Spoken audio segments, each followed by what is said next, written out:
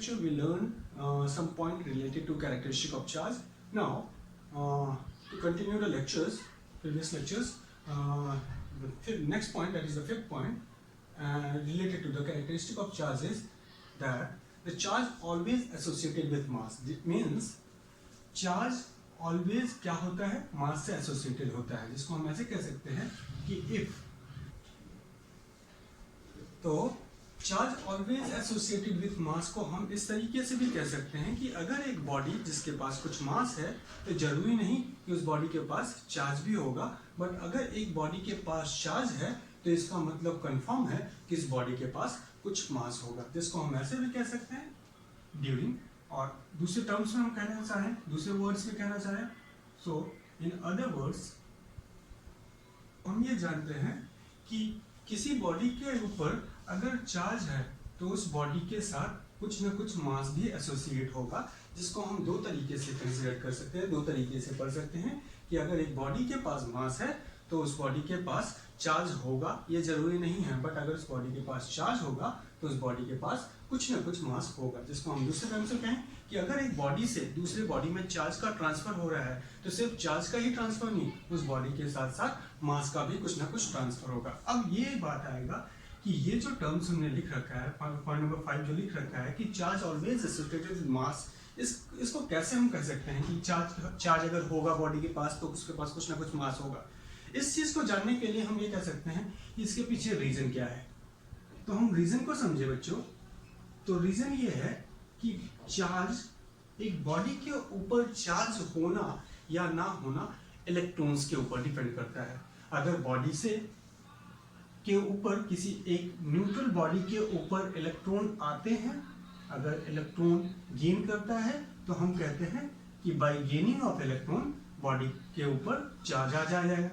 अगर उस बॉडी से इलेक्ट्रॉन बाहर निकल रहे हैं, मींस लॉस हो रहा है, तो हम कहेंगे लॉस होने से भी बॉडी, अनचार्ज बॉडी क्या हो जाएगी, चार्ज होगी। तो ये इलेक्ट्रॉन के ट्रांसफर होने से, एक बॉडी से बाहर जाना या उस बॉडी के ऊपर आने के कारण ही बॉडी के ऊपर चार्ज आता है। तो अब अगर एक न्यूट्रल बॉडी को हम कंसीडर करते हैं, let us consider this is a neutral body having charge Q is equals to 0 coulomb.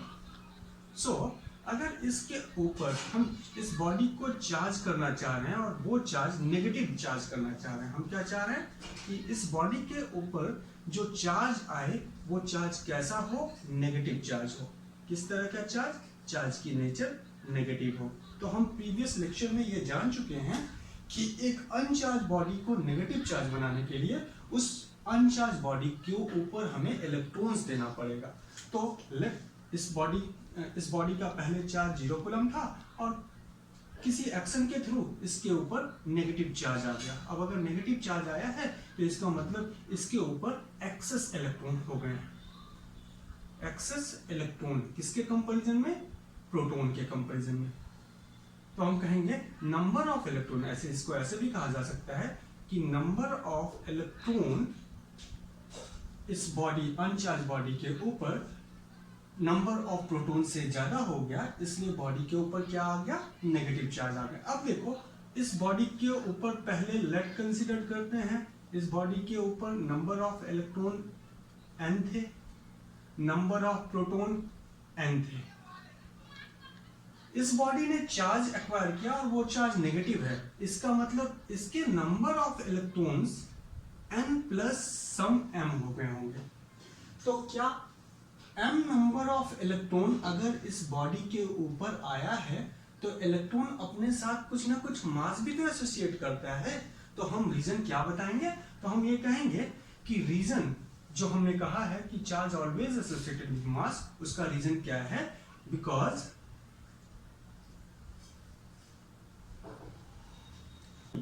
Changes.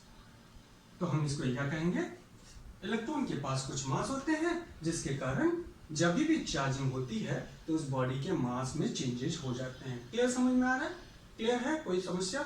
हम ये जान सकते हैं कि इलेक्ट्रॉन के कारण, इलेक्ट्रॉन के ट्रांसफर होने के कारण ही बॉडी के ऊपर चार्ज आता है और इलेक्ट्रॉन के पास मास होता है। तो जैसे ही मान लिया जाए ये हमने मार्कर लिया, इस मार्कर के ऊपर 10 नंबर ऑफ इलेक्ट्रॉन और 10 नंबर ऑफ प्रोटॉन है।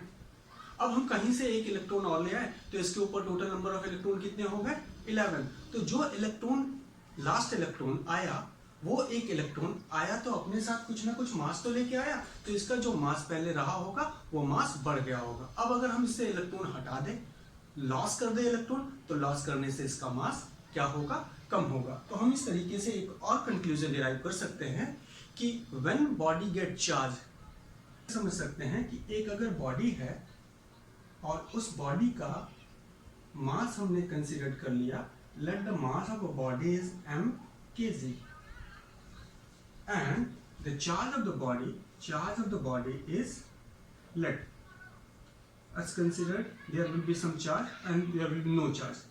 Let the charge of the body is 0 coulomb. So if this body loses electron, if body loses electron, by losing of losing of electron, अगर body electron lose करता है तो late उसने कितने number of electron lose किया, तो हमने कहा कि n number of electron lose कर दिया उस बॉडी ने। एक बॉडी जिसके ऊपर चार्ज 0 था, उसका मास m था और उस बॉडी ने कुछ इलेक्ट्रॉन लूज किया, तो अगर वो इलेक्ट्रॉन लॉस किया है तो उसके ऊपर जो चार्ज होगा वो कैसा होगा, तो हम कहेंगे the body will now become positively charge. उसका नेट चार्ज अब कितना हो जाएगा उस बॉडी के ऊपर, क्योंकि इलेक्ट्रॉन निकल गए तो नेगेटिविटी निकल गई, तो नेगेटिविटी निकल जाने के कारण बॉडी के ऊपर चार्ज कैसे हो गया, positive. What about mass, what will be the mass of the body, तो हम कहेंगे इस बॉडी से इलेक्ट्रॉन निकले हैं तो इस बॉडी का पहले मास कितना था m kg, साथ में कितना मास माइनस हुआ होगा, n number of electron loss हुआ और मास ऑफ इलेक्ट्रॉन। सो इस बॉडी का मास क्या हो गया होगा, प्रीवियस मास जो इसका पहले मास था उस मास से कम हुआ है या ज्यादा हुआ है, तो हम लोग देखते हैं कि यहाँ m kg था और यहाँ क्या हो जा रहा है m minus n times of mass of electron kg। So हम क्या कहेंगे, मास डिक्रीज हुआ। So by loss of electron mass of body decreases. इसी तरह से अगर हम कहें कि वही बॉडी गेन ऑफ इलेक्ट्रॉन करता है, if the body gain electron, let the number of electron is n। यहाँ पे भी n number of electron उसने लॉस किया था और यहाँ पे भी उस बॉडी ने n number of electron gain किया। तो अगर ये body n number of electron gain करा होगा तो नाउ इस बॉडी के ऊपर चार्ज हो गया होगा नेगेटिव चार्ज हो गया होगा। उसकी मैग्नीट्यूड कितनी होगी, तो मैग्नीट्यूड निकालना बहुत आसान है। हम क्वांटाइजेशन ऑफ चार्ज क्वांटाइजेशन की प्रॉपर्टी को लगाएं तो हम कह सकते हैं n नंबर ऑफ इलेक्ट्रॉन आए और एक इलेक्ट्रॉन के ऊपर चार्ज कितना था, -e का। तो ऐसे कंडीशन पे उस बॉडी के ऊपर कितने चार्ज हो जाएंगे, negative times of n into charge of electron. What about mass, तो हम उस बॉडी के मास की बात करें तो पहले उस बॉडी का मास क्या था, m kg। क्योंकि उस बॉडी ने गेन ऑफ इलेक्ट्रॉन किया तो उस बॉडी का मास बढ़ गया होगा। तो कितना बढ़ गया होगा, तो हम कहेंगे n, एक इलेक्ट्रॉन का मास ऑफ इलेक्ट्रॉन और n नंबर ऑफ इलेक्ट्रॉन उसने गेन किया, तो इसका जो मास हुआ होगा वो ये होगा। क्लियर है। तो जो भी पॉइंट हम कह रहे हैं कि charge always associated with mass, कैसे एसोसिएट हो रहा है उसके पीछे रीजन हम बताएंगे कि इलेक्ट्रॉन के कारण चार्जिंग होती है और इलेक्ट्रॉन के पास मास होता है। इसलिए साथ में हम दूसरा टर्म कह सकते हैं कि एक बॉडी अगर ट्रांसफर ऑफ चार्जेस हो रहे हैं, बॉडी से चार्ज का ट्रांसफर हो रहा है, तो अगर लॉस ऑफ इलेक्ट्रॉन होगा तो बॉडी का मास डिक्रीज होगा और गेन ऑफ इलेक्ट्रॉन अगर होगा तो बॉडी का मास इंक्रीज होगा। क्लियर है बच्चों?